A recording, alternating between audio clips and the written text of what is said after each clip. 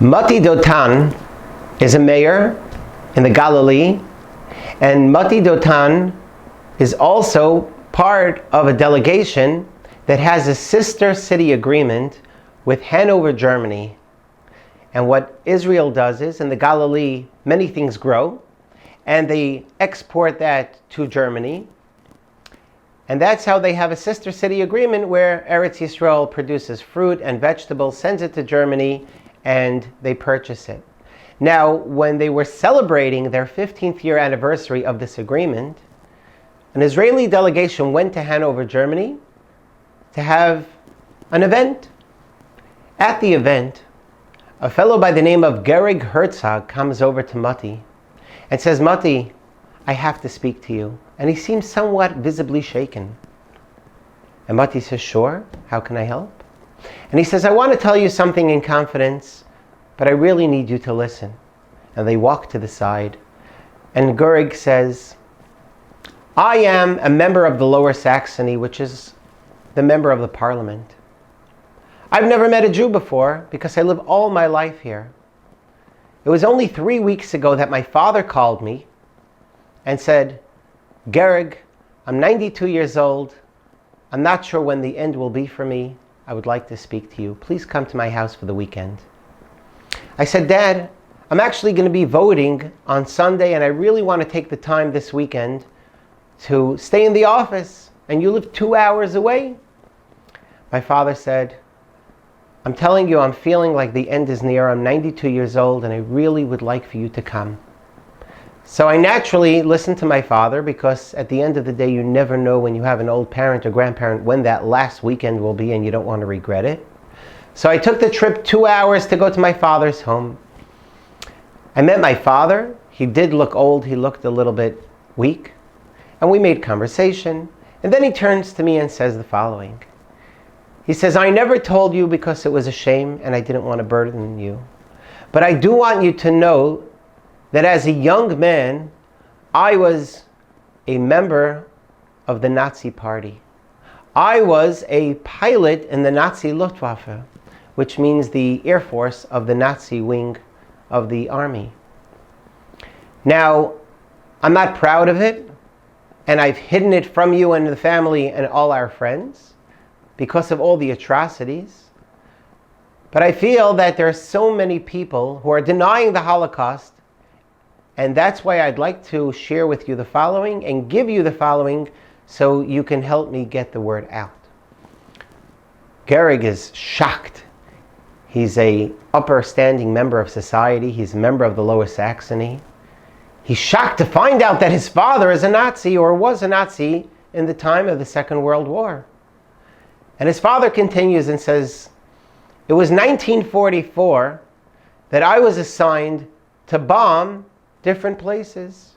So I would receive my coordinates, I would fly up, I would let the bomb down, I would go to the next.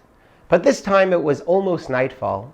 So the radio came over and said that after you bombed this specific area, lay low and we'll give you new coordinates in the morning." So now it was about 6 p.m. and I have nothing to do until 4 or 5 a.m. the next morning, so I'm sitting stationed. But it piqued my curiosity. What have I bombed? I've never been in this area. I was close to the Russian border. So I left my plane. I went into the building which I had bombed, and it turned out that it was a Jewish synagogue. It was a shul. I've never been in a shul before, as a Nazi, says his father. So I went over to the front, and I noticed that they had in the front a bunch of scrolls that were made out of amazing parchment paper. And I decided to take a further look. I take out this parchment paper and I realize it's a really good strong paper. So the first thought that came to mind is, why don't I take a piece of that parchment paper, cut it out, and make it as a book cover for my Nazi passport? You know, Nazis were very straight. They were very clean. They were very, proper. Their boots always shined. So he said, why don't I take a piece of this great parchment, which is heavy, and I'll make it as a book cover? So he opens up the Torah. He puts his passport right above it, cuts it out like a Nazi would, exact, plus the little extra for the flap, and puts it as a book cover.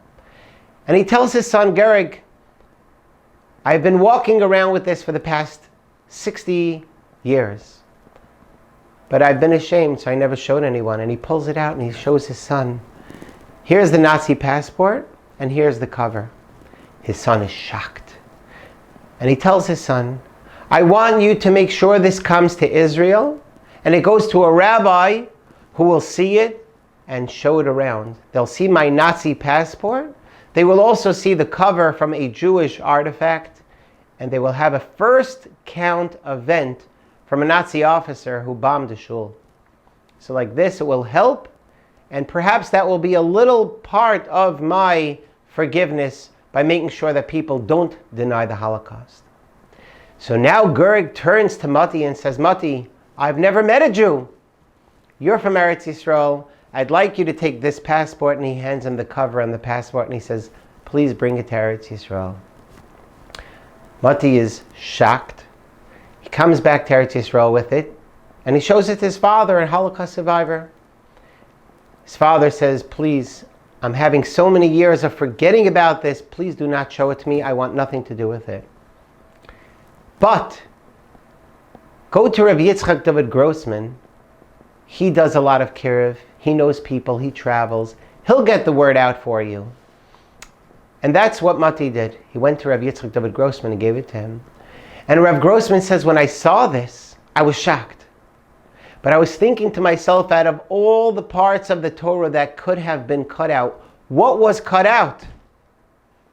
Was it Shema? Was it that I took you out of Mitzrayim? Was it the Aseres HaDibros? What part of the Torah was cut out by this Nazi officer? And he opened up the cover, and it was right before Parshas Nitzavim, when Hashem speaks about the Klalos, and Hashem says, unfortunately, terrible things can happen to Klal Yisrael because they did not heed in my ways and not listen to my mitzvahs. Amazing. What an open reference.